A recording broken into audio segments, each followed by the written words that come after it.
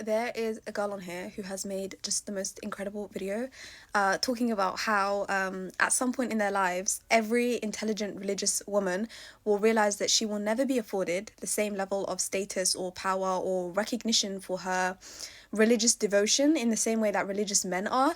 And so this causes her to overcompensate, to double down on her faith, so that instead she might receive validation and acceptance for her obedience and religious purity, which eventually leads to her becoming the world's biggest pick-me, which is just fantastic, incredible analysis. This assumption that religious women must be compensating for something, that their faith can't possibly be real, that it's like this elaborate performance that they play out due to their lack of social capital, is deeply problematic. In fact, it's the same tired, condescending narrative that you people have been pushing for years, except the only difference now, it seems like it's kind of been repackaged in a sort of like pseudo-feminist way, because essentially what you're doing is you're reinforcing harmful stereotypes that exclusively cast women as either victims of male violence or objects of their desire. And in this case, Muslim women can only be victims of oppression or desperate for male validation. There's no other alternative. When did women start telling other women that they are incapable of exercising autonomy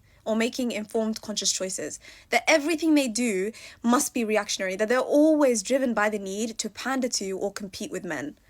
At one point in the video, she says the reason why these women remain devout, despite their lack of tangible social rewards, is due to cognitive dissonance. That they, despite experiencing an internal conflict between their faith and the reality of their poor lived experience, they will throw themselves into worship as a coping mechanism instead of just resolving this conflict and leaving the religion. But in order for this to be true, devout women should first feel as though their religion should be granting them social power.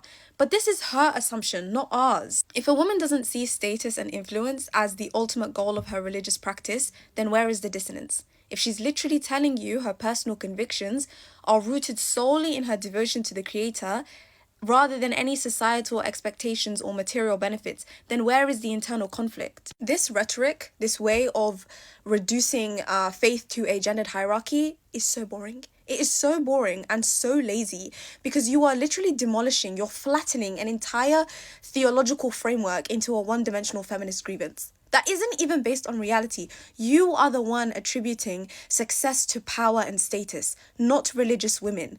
We do not care. We're not interested, your sisters included, because we live and we exist by a completely different paradigm, one that doesn't hinge on any form of external validation or power or success or intellectualism or any other form of worldly capital. Leave religious women alone, 2025. Leave us alone. We don't want to hear it. No more think pieces.